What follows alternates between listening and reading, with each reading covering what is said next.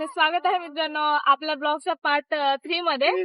काल आम्ही गेलो होतो नवलखा दर्शन आणि मारुती मंदिराला, पण काल उशीर झाल्यामुळे नवलखा मंदिर हे बंद झालं, त्यामुळे आमचं दर्शन झालं नाही। तर आज आपण परत चाललो दर्शन घ्यायला, सोबत राहा आणि आधीचे जे 2 ब्लॉग कसे वाटले नक्की सांगा, कमेंट करा। चलतात तर मित्रांनो तुम्ही बघू शकता इथे किती छान पेंटिंग वगैरे केलेली आहे आणि इकडे खूप सारे घर आहेत, पाल टाकून जे बसतात ना लोक ते वाले। चला जाऊत आपण। तर मित्रांनो तुम्ही हे बघू शकता, हे आहे पोलिसांसाठी कॅम्पस। म्हणजे आता इथे एवढी रश नाहीये, कारण 3 तारखेला माघ महिना सुरू होतोय आणि त्यासाठी तयारी चालू आहे इथे। फक्त हे जे आहे हे पोलिसांसाठी म्हणजे त्यांना राहण्यासाठी वगैरे केलेलं आहे, त्याला काय म्हणतात, पंडाल टाकलेला आहे त्यांच्यासाठी। आणि आज एवढं भारी वाटतंय कारण 2 दिवस एवढा धुक्का आणि एवढी थंडी होती, आज सूर्य आलाय। आज थोडं मस्त वाटतंय। आज इथे खूप जास्त पोलीस आहेत, 2 दिवस पोलीस नव्हते, आज आहेत खूप जास्त। माहिती नाही का होते, काहीतरी त्यांची तयारी चालू आहे माघ महिन्याची। आणि हे जे आहे इकडं तीर्थच बघा, आणि हे फायनली नवलखा मंदिर आलेलं आहे। तर पण कसं वाटतं तुम्हाला? खूपच मस्त। आता आपण कुठं चाललो? नवलखा मंदिर। हा, नवलखा मंदिर। मित्रांनो मी आता इथं आहे, पण मला हे सगळं बघून आपल्या माळेगावच्या यात्रेची आठवण येते। कारण सेम सगळं काही तसंच आहे, सो त्यामुळं बघू शकता तुम्ही। हे आहे श्री जगदीश भवन मंदिर, तुम्हाला मी मध्ये जाऊन दाखवते।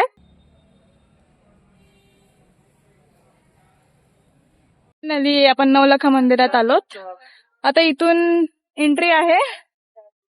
हे आहे नवलखा मंदिर, बहुतेक हे पहिलं मंदिर आहे, याच्यानंतर अजून आहेत। हे आहे बालाजी मंदिर।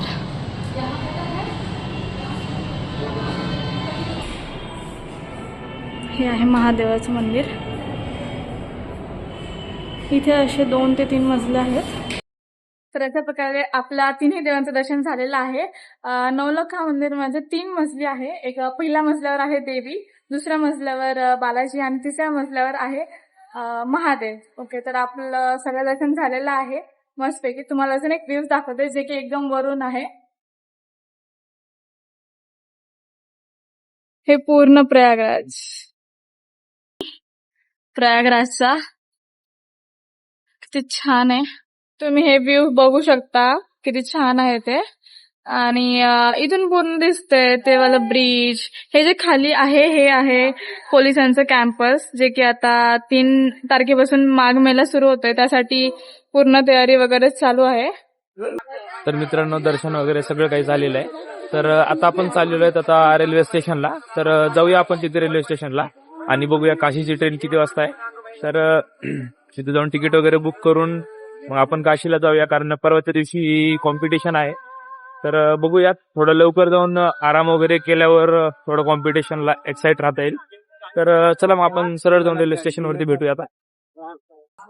मित्रांनो इथे जर तुम्ही कधी आलात तर म्हणजे मराठी माणसाला बघूनच तुम्ही माहिती वगैरे विचारा, कारण आम्हाला थोडी परेशानी झाली आहे, कारण इकडची भाषा थोडी वेगळी आहे आणि आपण मराठी माणूस, त्याच्यामुळे थोडंसं कन्फ्युज होतं आणि थोडंसं परेशानी होतीये, कारण इकडे काय तिकडे काय काय समजत नाहीये। तर तुम्ही जर इकडे कधी आलात तर मराठी माणसाकडून माहिती घ्या, म्हणजे तुम्हाला सोपं जाईल सगळ्या गोष्टी। हे आहे प्रयागराज संगम इथलं स्टेशन, जे की इथून लोकल ट्रेन जाते, म्हणजे प्रयागराज टू काशी वगैरे इथून। आता आपल्याला जायचं आहे काशीला आणि आपण या लोकल ट्रेनने जाणार इथून काशीला, तिथे कॉम्पिटिशन वगैरे दर्शन वगैरे घेणार आणि मग पुढचा प्लॅन। तर चला आता आपण जाऊ काशीला।